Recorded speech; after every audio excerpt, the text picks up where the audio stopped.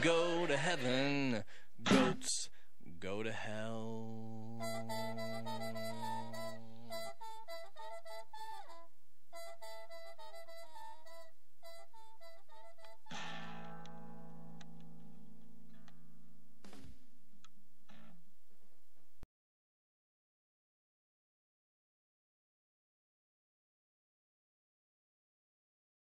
Finally tonight, as promised, a special comment on the passage last week of Proposition 8 in California, which rescinded the right of same-sex couples to marry and tilted the balance on this issue from coast to coast. Some parameters as preface. This isn't about yelling, and this isn't about politics, and this isn't really just about Prop 8. And I don't have a personal investment in this. I'm not gay. I had to strain to think of one member of even my very extended family who is. I have no personal stories of close friends or colleagues fighting prejudice that still pervades their lives. And yet, to me, this vote is horrible. Horrible. Because this isn't about yelling, and this isn't about politics. This is about the human heart. And if that sounds corny, so be it. If you voted for this proposition, or you support those who did, or the sentiment they expressed, I have some questions, because truly, I do not understand. Why does this matter to you? What is it to you? In a time of impermanence and fly-by-night relationships, these people over here want the same chance at permanence and happiness that is your option. They don't want to deny you yours. They don't want to take anything away from you. They want what you want, a chance to be a little less alone in the world. Only now you are saying to them, no, you can't have it on these terms. Maybe something similar if they behave, if they don't cause too much trouble. You'll even give them all the same legal rights, even as you are taking away the legal right which they already had. A world around them still anchored in love and marriage, and you're saying, no, you can't marry. What if somebody passed a law that said you couldn't marry?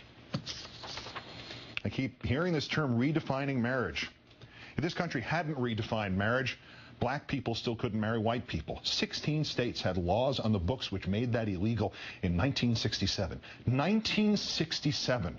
The parents of the president-elect of the United States could not have married in nearly one-third of the states of the country their son grew up to lead.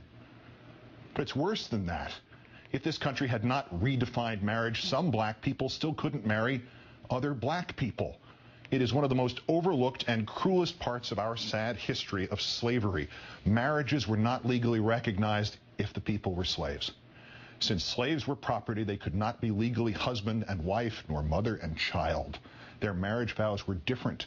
Not until death do you part, but until death or distance do you part. Marriages among slaves were not legally recognized. You know, just like marriages today in California are not legally recognized if the people are gay.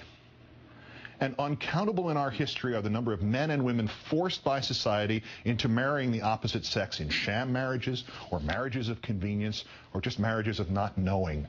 Centuries of men and women who have lived their lives in shame and unhappiness, and who have, through a lie to themselves or others, broken countless other lives of spouses and children, all because we said a man could not marry another man, or a woman could not marry another woman.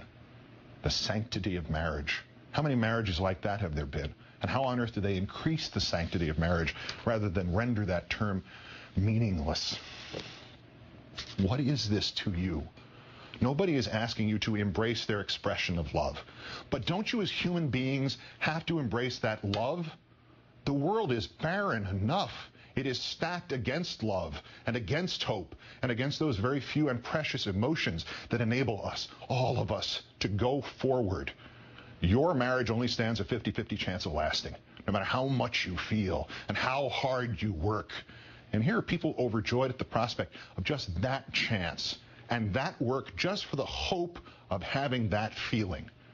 With so much hate in the world, with so much meaningless division, and people pitted against each other for no good reason, this is what your religion tells you to do? With your experience of life and this world and all its sadnesses, this is what your conscience tells you to do? With your knowledge that life, with endless vigor, seems to tilt the playing field in which we all live in favor of unhappiness and hate, this is what your heart tells you to do? You want to sanctify marriage? You want to honor your God and the universal love you believe he represents? Then spread happiness.